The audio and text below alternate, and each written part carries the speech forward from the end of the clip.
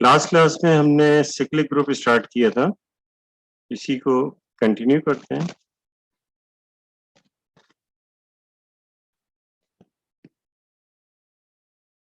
सिक्लिक groups हमने कहा था कि ऐसे ग्रुप्स होते हैं, सब ग्रुप की बात की थी, लेकिन हम ग्रुप की अगर बात करें तो सिक्लिक ग्रुप जो है वो ऐसे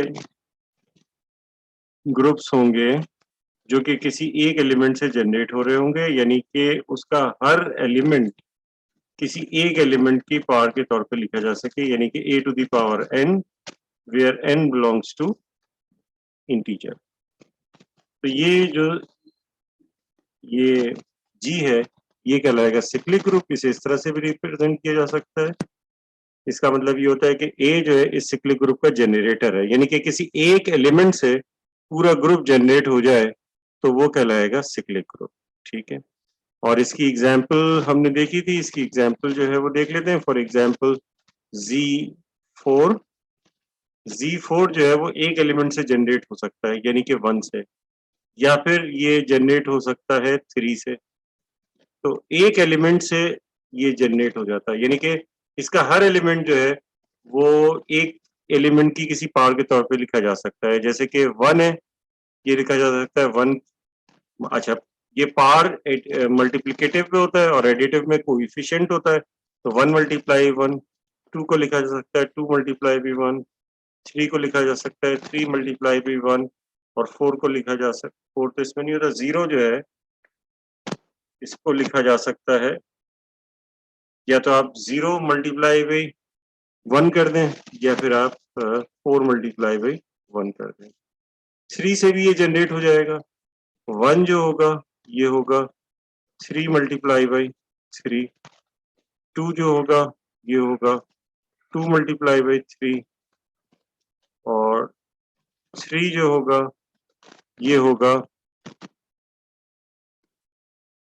1 मल्टीप्लाई बाई 3, और जो 0 होगा ये होगा 4 मल्टीप्लाई बाई 3।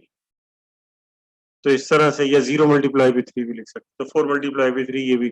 तो हर एलिमेंट 3 के कोएफिशिएंट के तौर पे लिखा जा रहा है। तो ये जो ग्रुप है ये सिक्लिक ग्रुप है। इसी तरह से मल्टीप्लिकेटिव में देखें तो U4 हमने देखा था। तो U4 जो हमने देखा था उसके एलिमेंट से 1 -1 आयोटा माइनस आयोटा, और हमने कहा था कि ये ग्रुप जो है ये दो एलिमेंट से जनरेट होता है, यानी एक एलिमेंट से मुकम्मल ग्रुप जनरेट हो जाएगा, या तो आयोटा या फिर माइनस आयोटा। एक एलिमेंट काफी होगा इसको जनरेट करने के लिए। जैसे कि 1 को आप लिख सकते हैं आयोटा टू द पावर 4। 2 जो है -1, -1 लिखा जा सकता है आयोटा स्क्वायर। आयोटा, तो ये तो आयोटा टू द पावर 1 लिखा जाएगा, और आयोटा माइनस आयोटा ये लिखा जाएगा आयोटा क्यूब। तो इस तरह से जो है, यानी इसका हर एलिमेंट जो है इस ग्रुप का आयोटा की किसी पावर के तौर पे लिखा जा सकता है। इसी तरह से माइनस आयोटा की भी कोई पावर के तौर पे हर एलिमेंट लिखा जा सकेगा। तो ये दोनों इसके जनरेटर हैं, क्योंकि एक एलिमेंट से जनरेट हो रहा है पूरा ग्रुप। तो इस वजह से ये ग्रुप जो है ये कहलाएगा सिक्लिक ग्रुप। और सिक्लिक ग्रुप के हमने इसके बारे में पढ़ा था, पहले सब ग्रुप के बारे में पढ़ा था, और ये अब सिक्लिक ग्रुप आ गया। अच्छा, उस कुछ रिजल्ट्स हमें मजीद करने हैं, लेकिन उन रिजल्ट से पहले जो है वो कुछ देख लेते हैं, जैसे कि जो कि हम यूज करेंगे रिजल्ट को प्रूव करने के लिए। ये है डिवीजन एल्गोरिथम। अगर आपने जो है कुछ हो सकता है थोड़ा सा वो पढ़ाओ, क्या नाम है उसका, डिस्क्रीट मैथमेटिक्स। तो आप ने डिवीजन एल्गोरिथम जो है वो पढ़ा होगा, division algorithm for integers. Division algorithm integer में ये होता है कि, यानी कि इसको इस तरह से डिफाइन जो है वो स्टेट करते हैं कि if m is a positive integer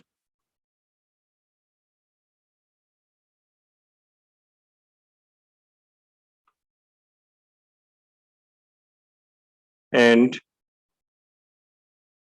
n is any integer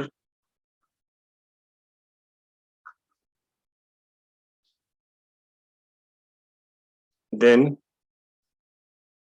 there exists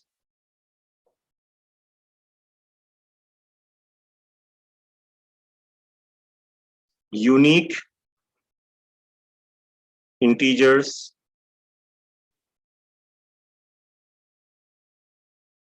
q and r such that n equals mq plus r and r is greater than or equal to 0 and less than m.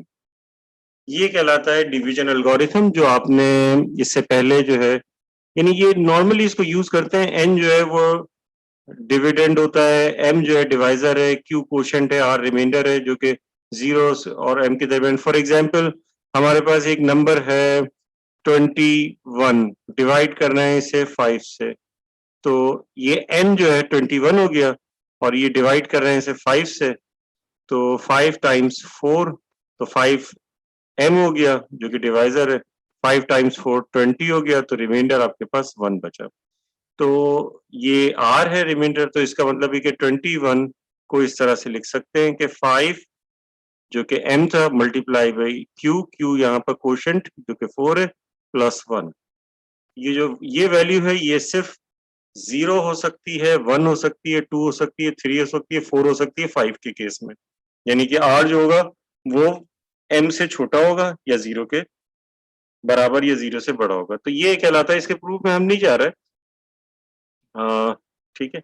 तो ये इसको हम कहते हैं division algorithm. इसको हम division algorithm को use करके डिफरेंट जो है वो रिजल्ट्स जो प्रूव करते हैं। लास्ट क्लास में हमने ये किया था कि उसमें डिवीजन एल्गोरिथम की जरूरत नहीं थी, कि किसी भी अबिलियन ग्रुप का जो किसी भी सिक्लिक ग्रुप का जो सब ग्रुप होता है वो अबिलियन होता है। तो वो हमने लास्ट क्लास में जो है वो प्रूव किया था। अब इसके बाद एक थ्योरम है जो कि थ्योरम 6.6 है।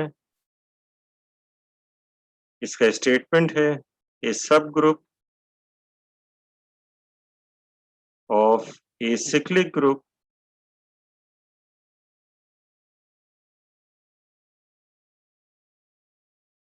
Is cyclic. ठीक है, किसी भी सिक्लिक ग्रुप का सब ग्रुप जो होगा वो सिक्लिक होगा।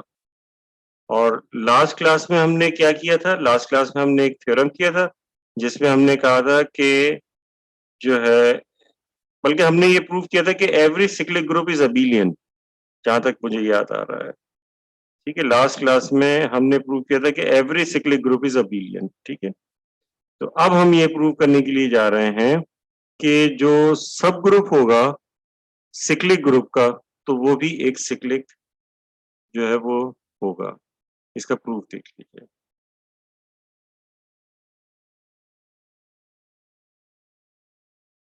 इसके लिए आपने सबसे पहले तो अस्यूम करना है कि G एक सिक्लिक ग्रुप है, तो हमने लिखा let G be a cyclic group, cyclic group generated by A, that is G is equal to ये। तो G एक सिक्लिक ग्रुप है, ये हमने अस्यूम कर लिया। तो इसका मतलब ये हुआ कि एक एलिमेंट A से ये जनरेट होगा। तो इसका मतलब ये हुआ कि आप ये कह सकते हैं कि G का जो हर एलिमेंट होगा वो A की कोई पावर होगा, where n is a natural number. अब प्रूव ये करना है कि G का जो अब हम सब ग्रुप लेंगे वो सब ग्रुप भी सिक्लिक होगा, ये हमें प्रूव करना है। तो अब हमने कहा कि late H B A sub group of G। हमने अस्यूम कर लिया कि H जो है वो G का सब ग्रुप है। तो अब H को शो करना है कि ये एक सिक्लिक है, यानी कि इसका हर एलिमेंट किसी एक एलिमेंट की पावर के तौर पे लिखा जाएगा, ये हमें प्रूव करना है। ठीक है। अब जाहिर है कि अगर आपके पास सब ग्रुप्स होते हैं तो उसमें एक ट्रिवियल सब ग्रुप भी हो सकता है जिसमें सिर्फ एक आइडेंटिटी एलिमेंट होता है। तो अगर हम ये कहते हैं कि इफ एच जो है सब ग्रुप उसमें सिर्फ एक एलिमेंट है और वो है आइडेंटिटी एलिमेंट, देन तो इसका मतलब ये होगा कि एच जो है वो ई से जनरेट हो रहा होगा। जाहिर है कि ई की जितनी पावर लेंगे वो सिर्फ ई आता रहेगा, क्योंकि ई को ई से मल्टीप्लाई करते हैं, ई आता है, ई यहाँ पे आइडेंटिटी एलिमेंट है, ठीक है ना। तो इसका मतलब ये होगा एच जो कि ई से जनरेट हो रहा है इज सिक्लिक, यानी कि ट्रिवियल, इसको हम ट्रिवियल सब ग्रुप भी कहते हैं। तो अगर आपके पास जो है वो कोई भी ग्रुप है तो उसका ट्रिवियल सब ग्रुप वो भले सिक्लिक हो या ना हो तो उसका ट्रिवियल सब ग्रुप तो हमेशा सिक्लिक ही होगा। अब इसके बाद हम ये ले रहे हैं कि if H is not a trivial सब ग्रुप, यानी कि वो आइडेंटिटी एलिमेंट के बराबर नहीं है बल्कि उसमें आइडेंटिटी एलिमेंट के अलावा भी कुछ एलिमेंट्स मौजूद हैं। तो आइडेंटिटी एलिमेंट के अलावा भी कुछ एलिमेंट्स मौजूद हैं। अब हम क्या करते हैं, अब हम जो है वो ये अब हमें प्रूव करना होगा कि H जो है वो एक सिक्लिक सब ग्रुप है। यानी कि इसका मतलब ये हुआ कि H का हर एलिमेंट किसी एक एलिमेंट की पावर के तौर पे लिखा जा सकेगा, ठीक है। तो लेकिन हमें एक और बात पता है, हमें एक और बात पता है कि H का जो भी एलिमेंट होगा वो एक ही कोई ना कोई पावर होगा, क्योंकि इस ग्रुप जी में है ही सारे एलिमेंट एक ही पावर वाले, यानी कि इसका हर एलिमेंट एक ही कोई ना कोई पावर होगा। तो एच का जो भी एलिमेंट हम लेंगे वो एक ही कोई पावर होगा लाजमी। तो हमने यहां पर लिखा कि लेट एक एलिमेंट लिया a to the power n belongs to h। हमने कह दिया कि ये h फॉर सम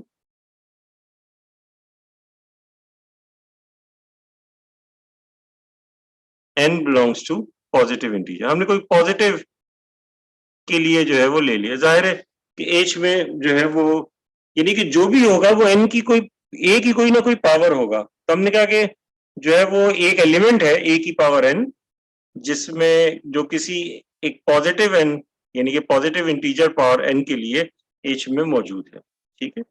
यहाँ पे और ये हम पॉजिटिव क्यों ले रहे हैं, इसकी रीजन ये है कि हम यूज करेंगे यहाँ पर डिवीजन एल्गोरिथम। तो डिवीजन एल्गोरिथम के लिए जो है वो हम ऐसा करें। वैसे डिवीजन एल्गोरिथम के लिए एन को पॉजिटिव होना जरूरी नहीं है, लेकिन हम यहाँ पे पॉजिटिव ले रहे हैं। उसके लिए जो जिससे डिवाइड करते हैं ना एम, उससे जो है उसको पॉजिटिव होना जरूरी है। अच्छा, इसके बाद हमने क्या किया, इसके बाद हमने लिखा लेट, अब जाहिर है कि ए की बहुत सारी पावर्स होंगी, फॉर सम एन लिखा है। एच में अब ई के अलावा भी और एलिमेंट्स आ गए ना, तो अगर एच में ई के अलावा और एलिमेंट्स आ गए तो इसका मतलब ये हुआ कि ए की डिफरेंट पावर्स इसमें होंगी तो एन की डिफरेंट वैल्यूज होंगी। तो वो जो पावर्स है ए की, तो हमने अस्यूम कर लिया कि उसमें सबसे छोटी पावर जो है वो एम है। तो हमने कह दिया कि let M be the smallest integer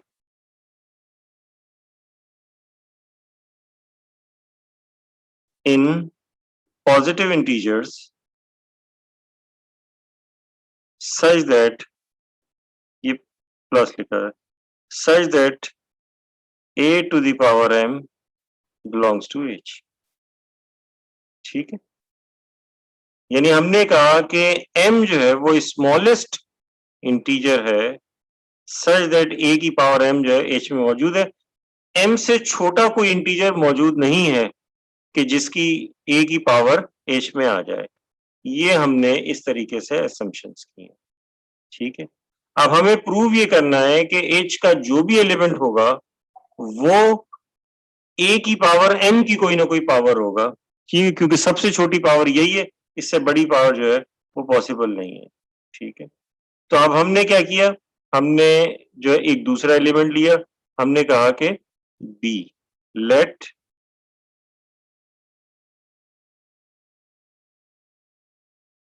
B belongs to E. V belongs to H। ठीक है, हमने एस्यूम कर लिया कि B एक एलिमेंट है जो कि H का है। Since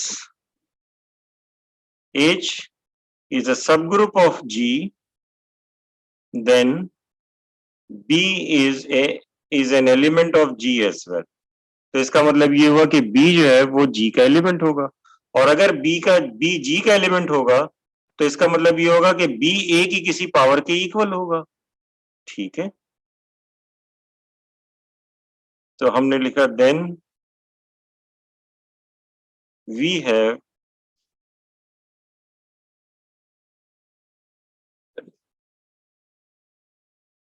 thus we have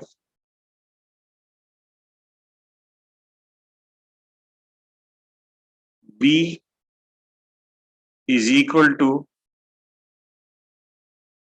A to the power n for some, क्योंकि जाहिर है कि इसमें A की पावर n यानी A की पावर वाले सारे एलिमेंट्स हैं such that n belongs to integer।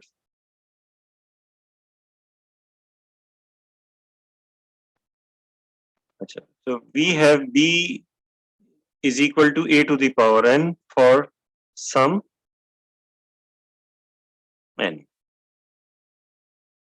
ठीक है, अब इसके बाद जो है वो हम क्या करेंगे, क्योंकि हमने ये कहा हुआ है कि सबसे छोटा जो है वो m है, m से छोटा जो है वो कोई भी जो है वो इंटीजर ऐसा नहीं है कि a की पावर m से छोटी हो जाए और वो h में आ जाए। ठीक है ना, ये सबसे छोटा हमने कहा हुआ है।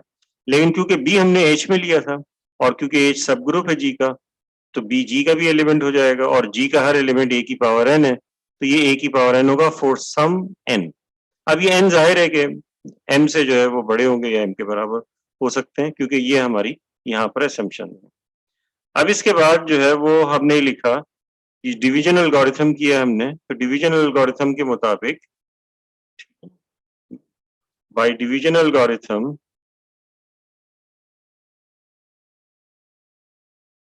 by division algorithm we can find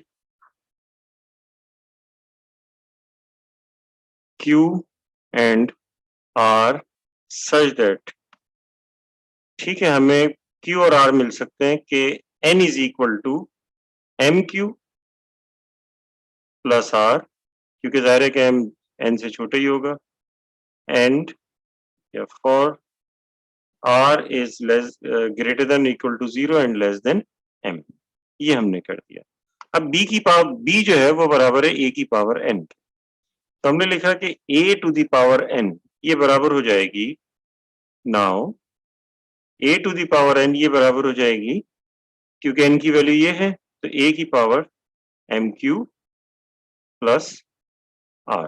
और ये सब किसके बराबर है, ये सब B के इक्वल है। ये बात ज़हन में रहे, हम इन दोनों को सॉल्व करते हैं। ये बात ज़हन में रहे कि A की पावर N B के इक्वल है, ये हम ले चुके हैं, और B जो है वो H का एलिमेंट है, ये भी हम कह चुके हैं।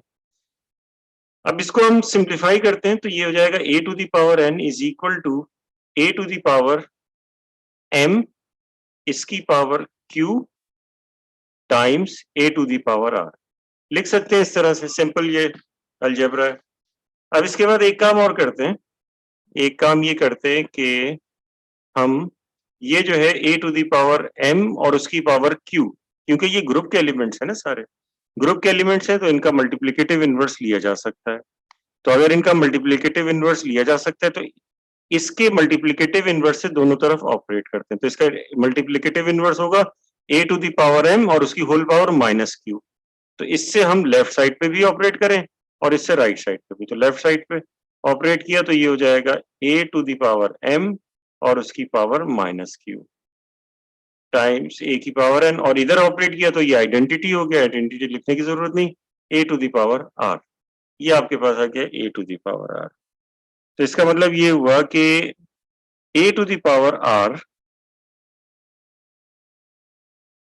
हमारे पास आ गया A to the power M उसकी power minus Q times A to the power N। ये हमारे पास आ गया। ठीक है, अब देखिए भाई, हमें ये बात पता है कि ये जो था a की पावर n, ये किसका एलिमेंट था? h का एलिमेंट था, ये हमने कहा हुआ है। ठीक है, ये h का एलिमेंट है, ये बात हमें पता है। a की पावर m, ये भी h का एलिमेंट है, और क्योंकि उसकी पावर माइनस की हो रही है तो क्लोजर प्रॉपर्टी की वजह से ये भी h का एलिमेंट है। इनका प्रोडक्ट जो है ये भी h का एलिमेंट होगा, क्योंकि जाहिर है सब ग्रुप है तो क्लोजर प्रॉपर्टी होल्ड करेगी। तो इसका मतलब ये हुआ कि ये पूरा h का एलिमेंट होगा, और इसकी रीजन ये है कि since a to the power m उसकी power minus q and a to the power n, ये दोनों h के एलिमेंट हैं, तो क्लोजर प्रॉपर्टी होने की वजह से ये हमारे पास इस तरह से आ गया।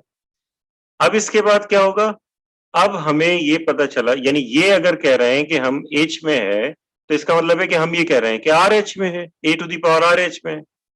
जबकि r के मुतालिक हम क्या कह रहे हैं? r के मुतालिक हम ये कह रहे हैं कि r जो है वो m से छोटा होगा और 0 या 0 से बड़ा होगा। ठीक है, जबकि अब यहाँ हो क्या रहा है?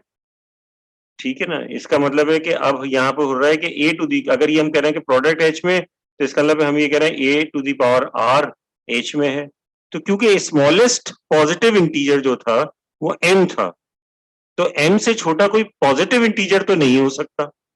तो जब पॉजिटिव इंटीजर नहीं हो सकता तो r के लिए सिर्फ एक वैल्यू बचती है, जिसको अगर रखेंगे तो ये चीज ट्रू होगी, और वो कौन सी वैल्यू है? वो है 0। क्योंकि अगर r की वैल्यू 0 हो जाए तो ये m से छोटा तो होगा लेकिन पॉजिटिव इंटीजर नहीं होगा। तो हमारी असम्पशन ये थी कि m से छोटा कोई पॉजिटिव इंटीजर इसमें नहीं होगा। तो हम यहां पर ये कह सकते हैं कि 10 r इज इक्वल टू 0, क्योंकि r जो है वो, ये r की वैल्यू, तो r की वैल्यू 0 रख दी। तो अगर r की वैल्यू आपने 0 रख दी तो इसका मतलब क्या होगा? इसका मतलब ये होगा कि a to the power n ये बराबर है a to the power, then a to the power M Q plus r, तो r की जगह 0 रख दिया। और फर्दर इसको आप कैसे लिखेंगे? a to the power m और उसकी power a to the power m और उसकी पावर q। तो हमने कहा था कि a to the power m जो है वो सबसे छोटा एलिमेंट है, यानी सबसे छोटी पावर के साथ a की पावर h में एलिमेंट है। अब हमने एक नया एलिमेंट ले लिया b, जो कि a की पावर n था। तो अब हमने देखा कि वो जो नया एलिमेंट है b, जो कि a की पावर n है, वो भी a की पावर m की सम पावर के बराबर है। तो इसका मतलब ये हुआ कि h में से आप जो भी एलिमेंट लेंगे वो a की पावर n की कोई पावर आ जाएगा। जैसे यहां पर क्या आ गया? a की पावर n, a की पावर m और उसकी पावर q। तो इसका मतलब ये हुआ कि h is generated by a to the power m, क्योंकि h के हर एलिमेंट को a की पावर m के तौर पर लिखा जा सकता है। तो इसका मतलब ये हुआ कि h is 10, h is sir, cyclic. जी पूछिए। आप प्लीज वापस समझाएंगे कि आर क्यों 0 होगा? r इस वजह से 0 होगा कि क्योंकि हमारी असम्पशन थी कि m, let m be the smallest integer in positive integer such that a की power m belongs to h। यानी कि m से छोटा कोई पॉजिटिव इंटीजर है ही नहीं कि a की पावर वो छोटा इंटीजर h का एलिमेंट बन जाए। अब हमें पता अच्छा, चला कि a की पावर r ये भी h का एलिमेंट है, और r की वैल्यू m से छोटी होगी, ओके, तो छोटा सही। तो कोई पॉजिटिव इंटीजर तो नहीं हो सकता। तो अब कौन बचा? सिर्फ 0। तो हम 0 ही ओके, ले सकते हैं, 0 के अलावा कोई और वैल्यू ली ही नहीं जा सकती यहाँ पे। ठीक ओके, है, थैंक यू। ठीक। और कोई, किसी को कोई प्रॉब्लम इस चीज में? नहीं, चलें ठीक है, फिर इसको जो है फर्दर हम इसको जो है वो आगे देखते हैं।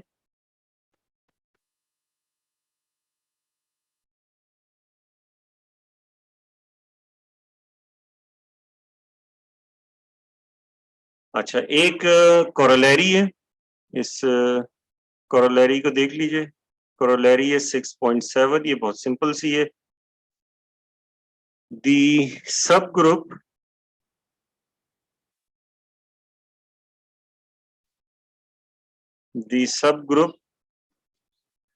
of Z under addition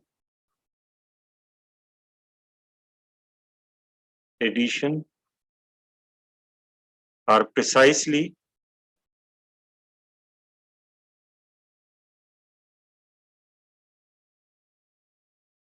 the groups NZ under addition for n belongs to Z। थोड़ा सा मैं इसको एक्सप्लेन करता हूं। देखिए ये ऑब्वियसली आपको नजर आ रहा है, ये बिल्कुल सिंपल सी बात है। हमें पता है कि Z एक अबिलियन ग्रुप है जिसके एलिमेंट्स इस तरह से हैं -2, -1, 0, 1, 2 एंड सो ऑन। और ये जो है एक इंटीजर 1 से जनरेट होता है, यानी कि एक सिक्लिक ग्रुप है Z। तो अगर ये सिक्लिक ग्रुप है तो इसका मतलब ये हुआ कि इसके जो सब ग्रुप्स हैं सारे, वो सारे के सारे सिक्लिक ही होंगे, यानी कि वो किसी एक एलिमेंट से ही जनरेट हो रहे होंगे।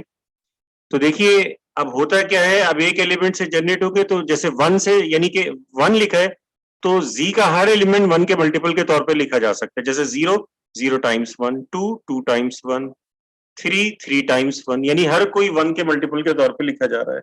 अब इसके सब ग्रुप्स बनाने की कोशिश करते हैं हम, जैसे कि हमने ये देखा 0 +-2 +-4 +-6, ये एक इसका सब ग्रुप है, ठीक है। ये जनरेट हो रहा है 2 से या फिर -2 से। इसी तरह यहां भी लिख सकते हैं, ये 1 से जनरेट हो रहा है या -1 से, या तो -1 से भी जनरेट लिख सकते हैं, ये भी इसका जनरेटर है Z का, लेकिन एक एलिमेंट से कंप्लीटली जनरेट हो जाता है।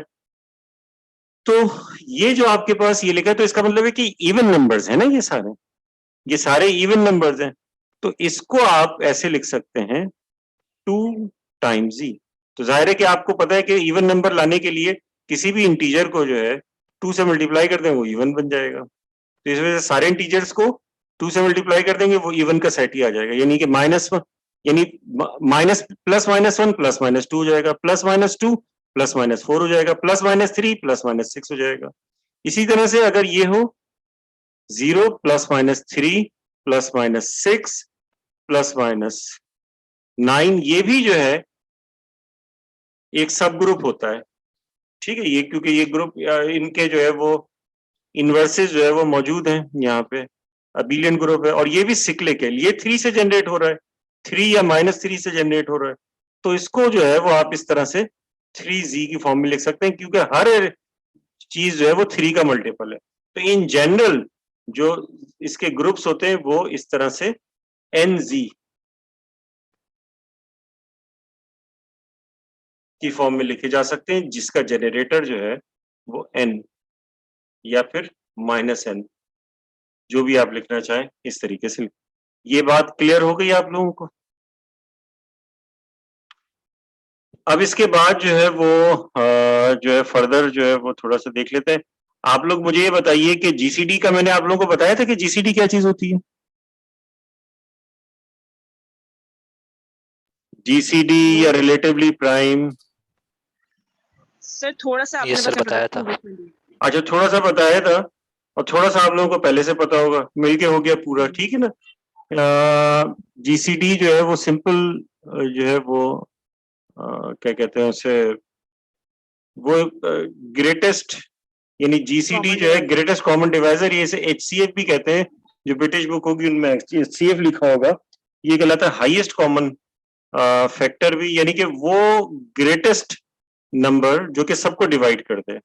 जैसे फॉर एग्जांपल एक 6 है और एक 9 है, तो वैसे तो 1 भी 6 और 9 दोनों को डिवाइड कर सकता है।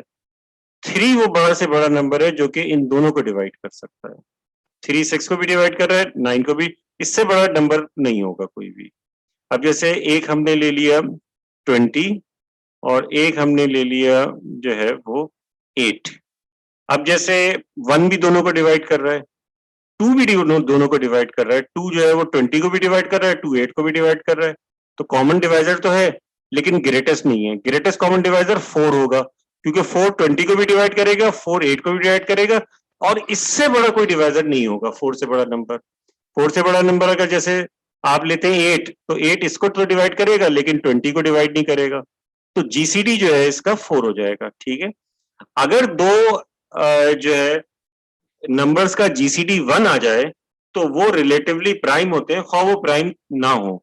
जैसे कि फॉर एग्जांपल 4 और 9, ना तो 4 प्राइम है ना ही 9 प्राइम है, लेकिन इनका जीसीडी जो इनका जीसीडी है वो 1 है, तो इस वजह से 4 और 9 रिलेटिवली प्राइम कहलाएंगे। तो 4 and 9 are relatively prime, relatively prime, क्योंकि इनका जीसीडी जो है वो 1 आ रहा है। इनको रिलेटिवली प्राइम कहते हैं, या इनके लिए एक और वर्ड होता है जिसे हम कहते हैं को प्राइम। तो जो अमेरिकन बुक्स होती है उनमें रिलेटिवली प्राइम लिखा होता है, और जो ब्रिटिश बुक्स होती है उनमें को प्राइम लिखा जाता है, और जीसीटी की जगह एचसीएफ लिखा जाता है। ठीक है, तो ये इस तरीके से जो है ये रिलेटिवली क्या कहते हैं उसे, प्राइम नंबर्स होते हैं। इनको दरअसल हम यूज करते हैं डिफरेंट जगहों पे। और इसके बाद एक हमारे पास थ्योरम और है, ये थ्योरम का जो प्रूफ है वो इतना इंपॉर्टेंट अभी फिलहाल हमारे लिए नहीं है। उसकी रीजन ये है कि क्योंकि वो हमने कुछ चीजें ऐसी नहीं पढ़ी हैं, क्योंकि अगर उस तरीके से प्रूव कराया गया तो आपको जो है वो मुश्किल होगी, लेकिन उसका स्टेटमेंट इंपॉर्टेंट है, तो वो स्टेटमेंट जो है वो हम इसे देख लेंगे। ठीक है, तो अगला जो थ्योरम है वो मैं आपको उसका प्रूव नहीं करा रहा, उसके बजाय जो उसका सिर्फ स्टेटमेंट आपको बता रहा हूँ, क्योंकि उसका स्टेटमेंट जो है वो काम आने वाला है 6.10। ठीक है, आपको याद होगा इस थ्योरम के स्टेटमेंट से पहले एक चीज आपको बताता हूँ। हमने देखा था U4 और Z4, ये दो ग्रुप्स थे। हमने कहा था कि ये आइसोमॉर्फिक हैं। ठीक है, यानी इनके सब ग्रुप्स और इनके एडिशन, यानी कि इनके अंदर जो ऑपरेशंस होता है, इनका जो कंपोजिशन टेबल होता है वो सब एक ही तरह का होता है। ठीक है, तो ये आइसोमॉर्फिक थे। लेकिन एक दूसरा जो आ गया था V4, वो इनके आइसोमॉर्फिक नहीं था, वो आइसोमॉर्फिक नहीं था Z4 के या U4 के। V4 एक और दूसरा होता है, Z2 बाई Z2 के उस आइसोमॉर्फिक होता है, वो हमने क्योंकि अभी नहीं पढ़ा, इस वजह से जो है वो। तो इसका मतलब ये हुआ कि U4 और V4 में कोई फर्क नहीं है, दोनों एक ही चीज है। फर्क सिर्फ इतना है कि ये एडिटिव है, ये मल्टीप्लिकेटिव है, लेकिन जो है इन जनरल जब हम कह रहे होते हैं तो दोनों को एक ही चीज कंसीडर कर रहे होते हैं, अलग हम कंसीडर नहीं करते। आगे चलकर आप इस तरह की चीजें देखेंगे। तो अब ये जो थ्योरम है यही इसी तरह की चीजें बताता है कि, यानी कि बहुत अच्छी क्लासिफिकेशन ये बता देता है, late G B a cyclic group.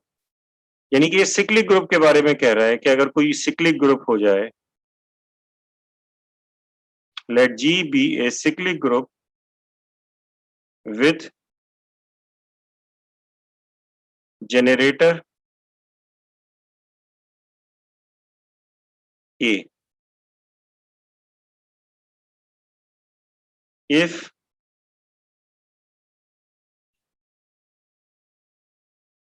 the order of G is infinite। ये ऑर्डर की जो बात कर रहे हैं, ये ऑर्डर क्या चीज होती है, मैंने भी एक पर्दा पहले बताया था, पता नहीं आप लोगों को याद है या नहीं है, कोई मुझे बताएगा? अगर कोई नहीं बताएगा तो फिर मुझे बताना पड़ेगा। किसी को याद ऑर्डर है? नंबर ऑफ एलिमेंट्स होते हैं, right sir? Number of elements. Elements, बिल्कुल, बहुत अच्छे। तो ऑर्डर जो है वो क्या होता है, ऑर्डर कहते हैं नंबर ऑफ एलिमेंट्स को जो ग्रुप के अंदर है। ठीक है, अगर तो कह रहे हैं कि if the order of G is infinite, यानी कि उसके अंदर इंफिनिट मैनी एलिमेंट्स हैं, जैसे जी होता है तो उसमें इंफिनिट मैनी एलिमेंट्स होते हैं। ठीक है, then G is isomorphic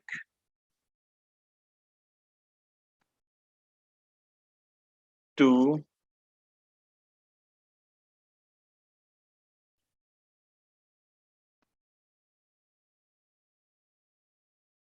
isomorphic होगा इंटीजर्स के, यानी कि हर सिक्लिक ग्रुप इन्फिनिट, यानी कि इससे क्या पता चल गया, इन्फिनिट ऑर्डर का हर सिक्लिक ग्रुप इंटीजर्स की तरह से बिहेव करेगा, यानी कि वो इस इंटीजर्स के आइसोमॉर्फिक होगा, यानी कि उसमें कोई नई प्रॉपर्टी या नई चीजें नहीं होंगी, यानी वही सारी चीजें होंगी जो जी के लिए, हाँ वो एडिटिव हो, मल्टीप्लिकेटिव हो, किसी भी जो है बाइनरी ऑपरेशन के लिए हो, लेकिन अगर सिक्लिक हो, उसके अंदर इन्फिनिट मैनी एलिमेंट्स हो, तो इसका मतलब ये होगा कि वो किसके आइसोमॉर्फिक है, जी के आइसोमॉर्फिक है, जी के जैसी प्रॉपर्टीज होंगी। और फिर उसके बाद if G has a finite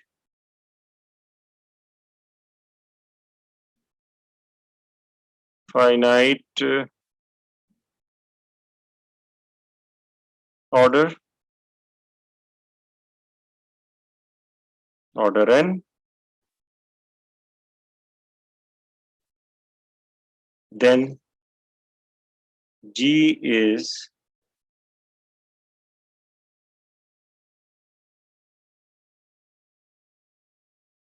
isomorphic to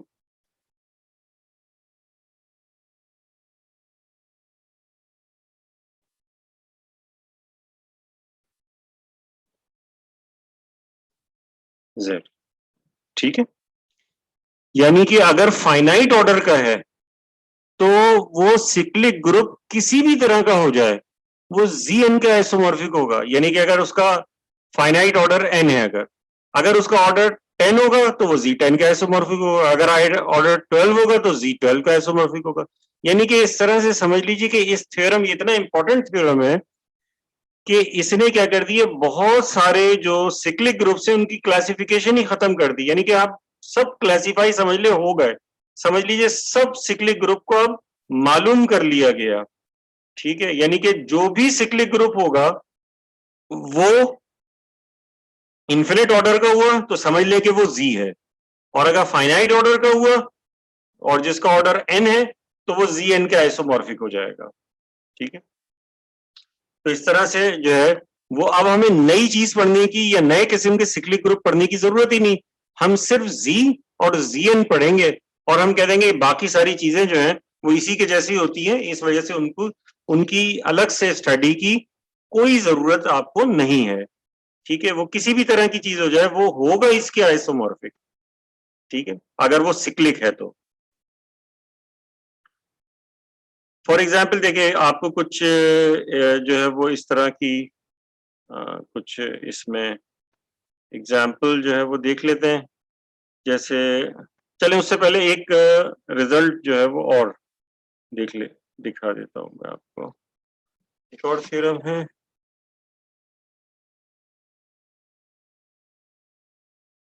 theorem 6.14। अच्छा पहले मुझे ये बताइए कि ये जो थ्योरम है जो मैंने स्टेटमेंट अभी रीड किया है और यहाँ लिखा है, इस स्टेटमेंट में किसी किस्म की कोई प्रॉब्लम किसी स्टूडेंट को समझ में आ रहा है सबके?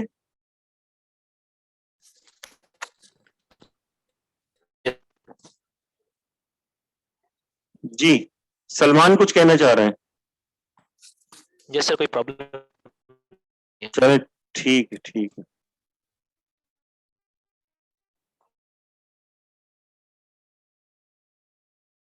अच्छा अब इसके ये नया जो है स्टेटमेंट में लिख रहा हूं,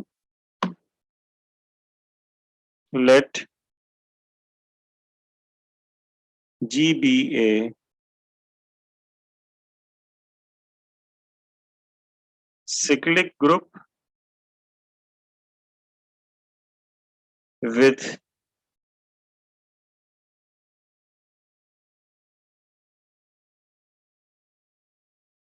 n elements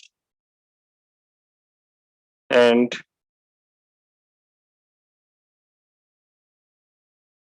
generated by A.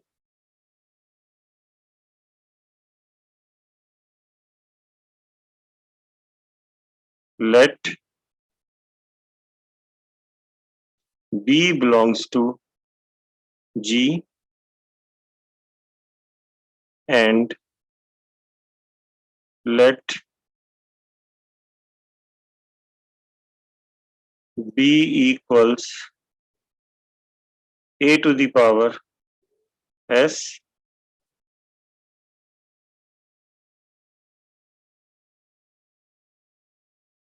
then B generates a cyclic group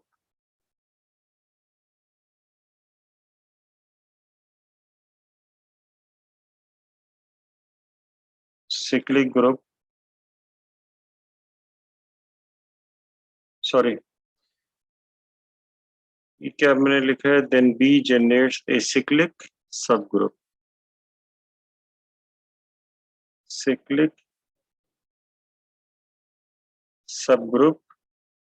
H of G containing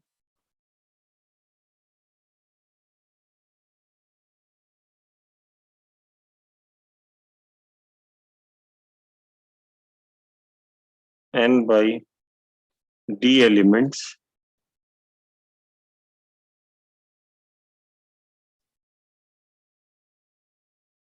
where D is the GCD of AND and S. Also,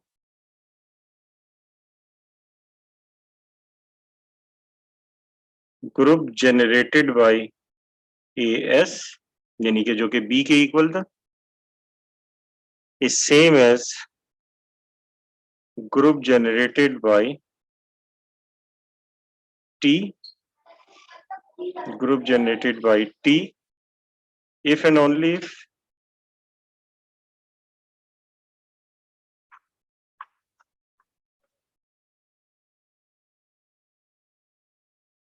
if and only if GCD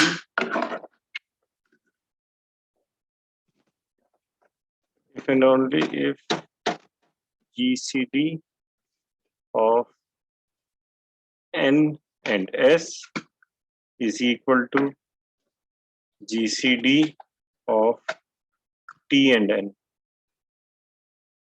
तो देखिए ये है जो है वो रिजल्ट कि let G be a cyclic group with n elements and generated by A. ठीक है, अब ये देखें ये वैसे तो G के लिए लिखा हुआ है किसी भी cyclic group, लेकिन इसको जो है वो Z के लिए भी आप ट्रांसफॉर्म कर सकते हैं. Z के लिए कैसे ट्रांसफॉर्म करना है ये अब आप लोग जो है वो घर में इसको करके देखिएगा कि ये G की जगह Z लिखें तो फिर इस स्टेटमेंट को पूरे स्टेटमेंट को कैसे लिखा जाएगा. ठीक है, ये अब आप लोग करके देखिएगा.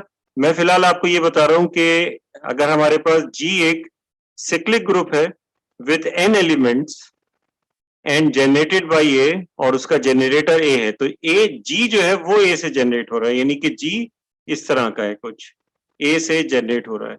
और फिर उसके बाद कह रहे हैं कि B जो है वो G का एक एलिमेंट है और B जो है वो A की पावर S है. ये एलिमेंट की बता दिए कि इसके इक्वल है, क्योंकि जाहिर है कि B अगर G का एलिमेंट है तो B A की कोई ना कोई पावर होगा क्योंकि G A से जनरेट हो रहा है. तो ये कह दिया कि B जो है वो A की पावर S है. तो इसका मतलब क्या होगा, देन B जनरेट्स, तो B जो है वो जनरेट करेगा एक सिक्लिक सब ग्रुप H ऑफ G. तो ये जो B है यानी कि A तो खुद G इसका मतलब क्या हुआ, इसका मतलब ये हुआ कि A जो है वो खुद तो G जनरेट कर देगा, लेकिन A की पावर अगर 1 के अलावा कोई और आ जाए तो वो फिर G के बजाय G का एक सब ग्रुप जनरेट करेगी. तो जैसे A की पावर S आ गई तो देन B जनरेट्स अ सिक्लिक सब ग्रुप H ऑफ G. ठीक है, कंटेनिंग, अब इसमें कितने एलिमेंट्स हैं, इसमें कितने जो है वो एलिमेंट्स हैं, 1 मिनट होल्ड कीजिएगा.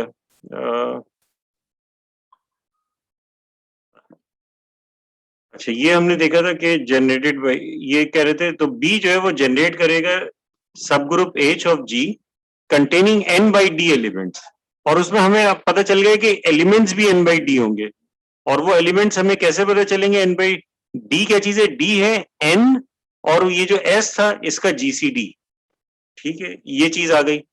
फिर इसके बाद जो है वो एक और चीज इसमें कह रहे हैं, इसके बाद इसमें ये कह रहे हैं कि ऑल्सो, यानी a की पावर s से जो जनरेट हो रहा है वो a की पावर t से भी जनरेट होगा, अगर n और s का जो GCD है वो वही हो जाए जो t और n का GCD है, यानी कि n के साथ जिन जिन का GCD d होगा, क्योंकि अभी d की GCD की बात कर रहे हैं, तो वो सब यही सब ग्रुप जनरेट करेंगे, कोई और सा नहीं करेंगे।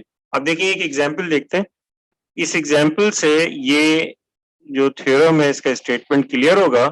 फॉर एग्जाम्पल हमारे पास Z12 है और Z12 के एलिमेंट्स हैं 0, 1, 2 से लेके 11 तक, ठीक है, ये हमने इसके एलिमेंट्स ले लिए। अब इसके बाद हम लेते हैं एक जो है वो फॉर एग्जाम्पल ले लेते हैं 3, ठीक है, हमने ले लिया, यानी कि जो S था वो 3 हो गया, ठीक है, तो ये S जो था वो 3 हो गया, तो 3 से जनरेट होने वाला सब ग्रुप H हम बना रहे हैं, तो 3 से जो जनरेट होने वाला सब ग्रुप होगा, ये तो 1 से जनरेट होगा, 3 से जनरेट होने वाला सब ग्रुप जो होगा वो उसके एलिमेंट्स होंगे 0, 3, 6, 9, ये एलिमेंट्स हो गए, ठीक है। अब हम देखते हैं कि 3 और 12 का GCD कितना है, तो 3 और 12 का GCD, क्योंकि ये n जो है ये हमारे पास जो है वो 3 है, ठीक है, यानी जो पावर होती है समझ लीजिए कि यहाँ पे कोएफिशिएंट है वो 1 से हो रहा था, अभी जो 3 है तो ये एक्चुअली 3 जो है ये इसके अंदर जब हम लिखते तो 3 टाइम्स 1 लिखते, तो वो पावर के बजाय ये कोएफिशिएंट आ गया, तो ये समझ ले s जो है वो 3 आ गया, तो n डिवाइडेड बाय, और इसका 3 और 12 का GCD कितना आ गया, तो 3 और 12 का GCD जो है वो 3 होगा, ठीक, 3 और 12 का GCD जो है वो GCD ये हो जाएगा 3। अब 3 को हमने यानी n डिवाइडेड बाई 3, तो n कितना है 12, तो 12 डिवाइडेड बाई 3, तो 12 डिवाइड बाई 3 तो कितना आएगा 4, तो देखिए इसमें 4 एलिमेंट्स आएंगे, यहाँ भी ये कह रहे थे कि n divide by d elements होंगे। अच्छा एक बात और ये कह रहे हैं, कि वो तमाम एलिमेंट जिनका GCD 12 के साथ जो है वो 12 के साथ 3 होगा, वो यही ग्रुप जनरेट कर रहे होंगे। अब हालांकि इसका एक एलिमेंट लेते हैं 6, तो 6 का GCD जो है वो 12 के साथ 3 नहीं है, ये 6 है, तो अब ये ग्रुप जनरेट नहीं होगा, तो 6 से जो जनरेट होता है वो 6 से जो जनरेट होगा ग्रुप वो ये होगा 0 and 6, क्योंकि आप 6 मल्टीप्लाई भी 1 करेंगे वो 6 आएगा, 6 मल्टीप्लाई भी 2 करेंगे तो वो 12 हो जाएगा जो कि 0 है, फिर 6 मल्टीप्लाई 3 6, 0 6 0 6 में चलता रहेगा। लेकिन अगर इसके बजाय आप देखें कि आप 9 ले रहे हैं, तो GCD ऑफ 9 and 12 ये कितना होगा, आप समझ ले t जो वाला काम 9 कर रहा है, तो GCD ऑफ 9 and 12 ये कितना होगा, ये होता है 3, 9 और 12 का GCD 3, क्योंकि GCD वही आ रहा है तो अब 9 से भी वही ग्रुप जनरेट होगा, H जो कि 9 से जनरेट होगा उसके एलिमेंट जो है वो क्या होंगे। अब कैसे पता चलेगा, ये ऐसे पता चलेगा कि 9 से जनरेट होने वाला जो ग्रुप है सब ग्रुप है उसमें एक 9 खुद हो गया, 9 मल्टीप्लाई भी 1 9 हो गया, फिर 9 मल्टीप्लाई भी 2 18, 18 12 में कितना होता है, 18 12 में 6 होता है मॉड्यूलो 12 में।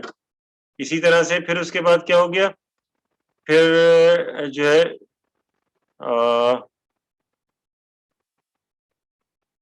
फिर 9 मल्टीप्लाई बाई 3, तो 9 मल्टीप्लाई बाई 3 27 होता है, तो 27 जो है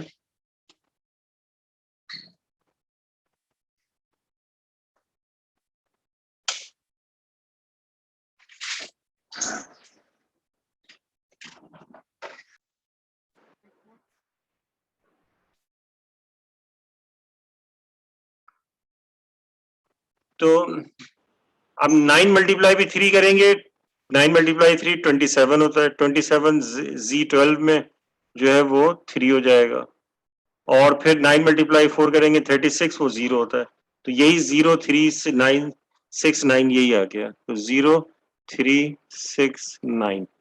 तो इसके साथ जो है ये यही हमारे पास जो है वो आ जाएगा। ठीक है जी, कोई प्रॉब्लम इस चीज में? अब इसके बाद जो है, जैसे कि हमने ये एक एग्जाम्पल देखी थी, अब इसके बाद इसके जो है वो एक कॉलरी जो है वो देख लेते हैं।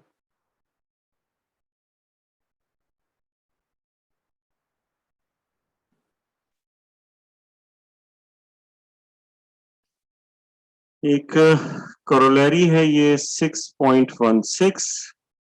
इसमें कह रहे हैं कि if A is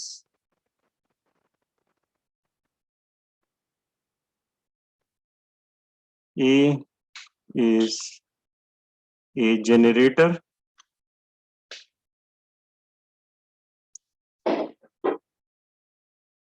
of a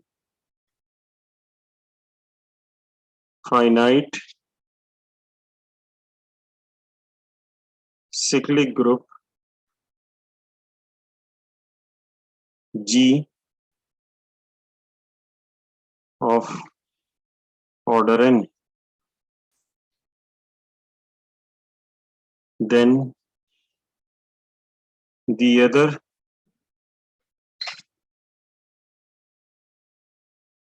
generators of G are the elements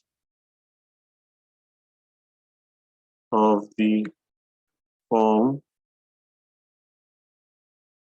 AR, where R is relatively prime to n। ये जनरल G के लिए कहा हुआ है, यानी कि अब जो यहाँ पे पावर आ रहा है ये उधर कोएफिशिएंट होगा।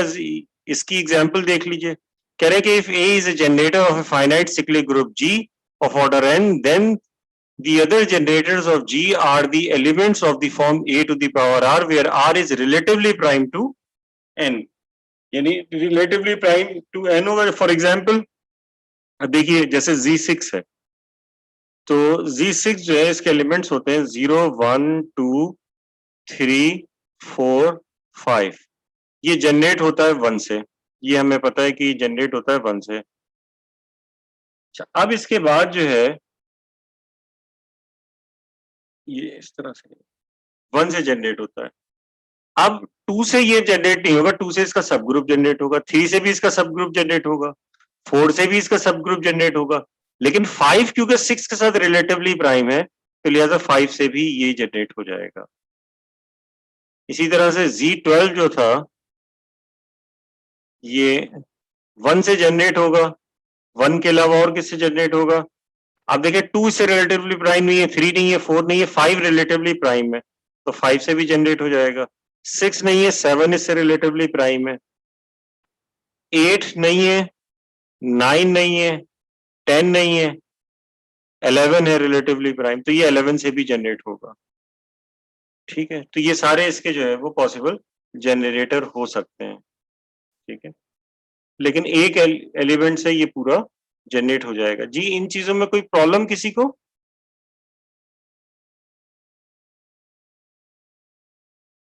अब मैं कुछ चीजें पूछता हूं, मेरे क्वेश्चंस का जवाब दीजिए। अगर मैं ये कह रहा हूं कि एवरी सिक्लिक ग्रुप इज अबीलियन, तो ये बात सही है क्या? Yes sir. Yes. उसकी वजह क्या है? हमने थ्योरम पढ़ा था अभी। ठीक है, अच्छा, अब इसके बाद अगर आपसे पूछा जाए कि एवरी अबीलियन ग्रुप इज सिक्लिक, तो ये बात सही है?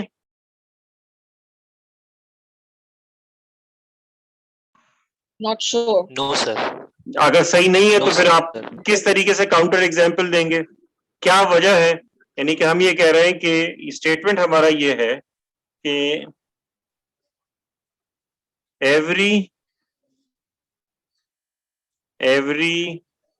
abelian group is cyclic, ये हमारा स्टेटमेंट है।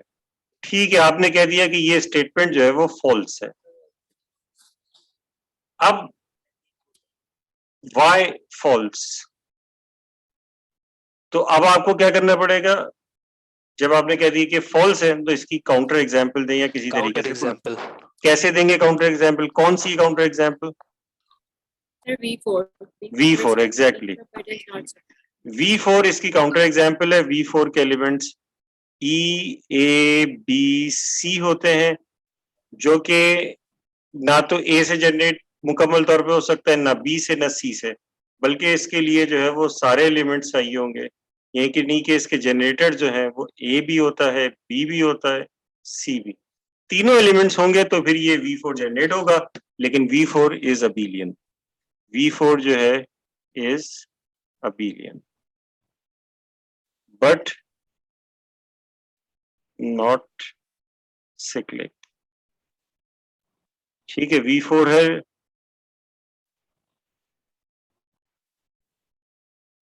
अच्छा, अब इसके बाद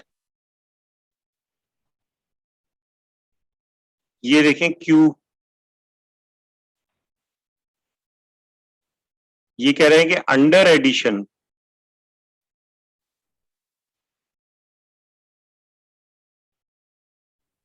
इज cyclic।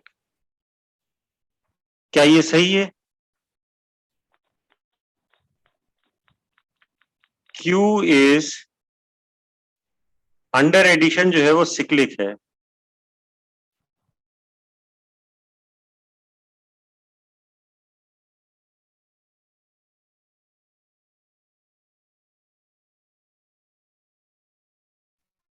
पहले तो ये जी, पहले तो ये बताइए कि क्या ये एक एलिमेंट से जनरेट हो जाता है?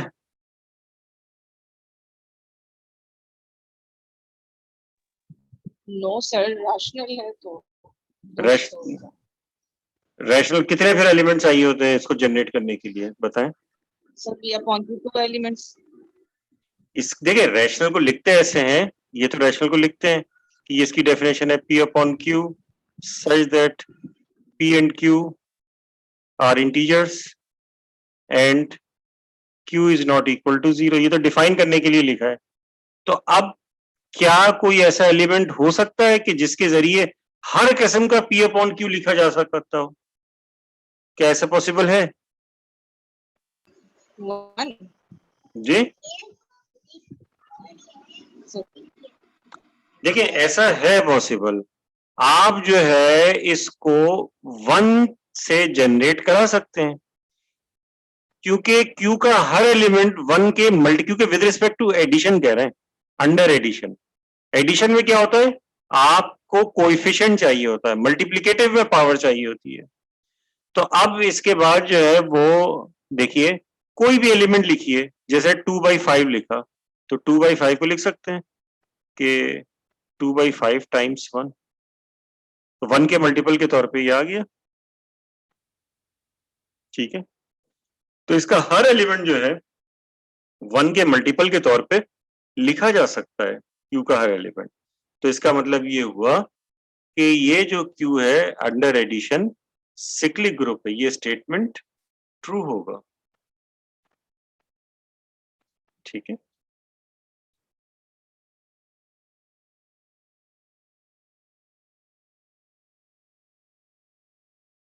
अच्छा एक स्टेटमेंट और ये कह रहे हैं कि ये जरा बताएं कि एवरी ग्रुप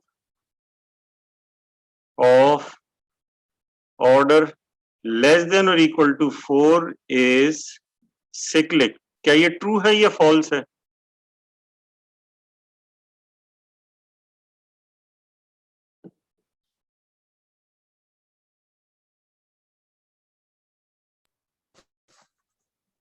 False. फॉल्स है। रीजन?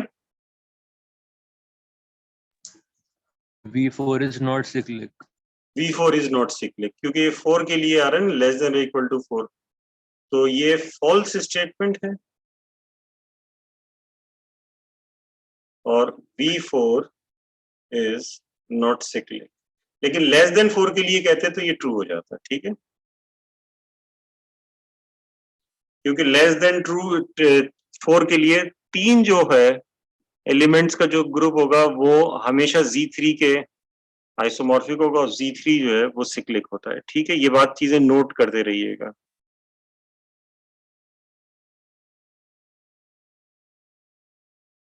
अच्छा, अब इसके बाद एक और जो है वो थोड़ा सा ये है कि tricky, if G and G prime are groups,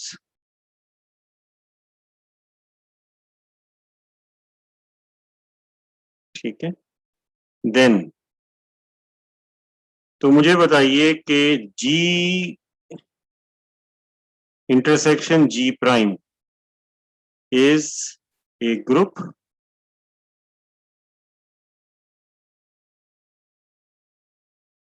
ये बताइए क्या ये ग्रुप होगा? G और G प्राइम sir. ग्रुप्स हैं और G intersection G prime group होगा। जी भाई, और कोई बताए? जी जी ट्रू। ट्रू। अच्छा, और कोई बताए? ट्रू कोई सर। अच्छा, सब ट्रू कह रहे हैं, कोई फॉल्स कहने वाला भी तो आ जाए ताकि फिर मैं कुछ एक्सप्लेन करूं।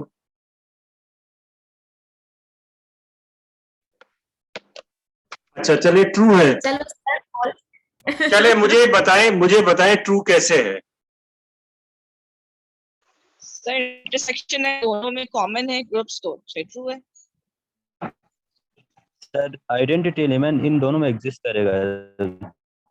आइडेंटिटी एलिमेंट मतलब हमने कोई ऐसी चीज पढ़ी तो नहीं है, ये आप लोगों को ऐसा नजर आ रहा है कि शायद ट्रू हो, है ना? सर वो लॉजिकली लग रहा है, इंटरसेक्शन है तो G और G डैश ग्रुप्स हैं तो दोनों कॉमन है, इसलिए ट्रू होगा। चले मैं ऐसा करता हूं कि इसका जो है वो जवाब लिखता हूं कि ये है फॉल्स। ठीक है, अब इसके बाद आप लोग काउंटर एग्जाम्पल इसकी तलाश करें। ये फॉल्स है।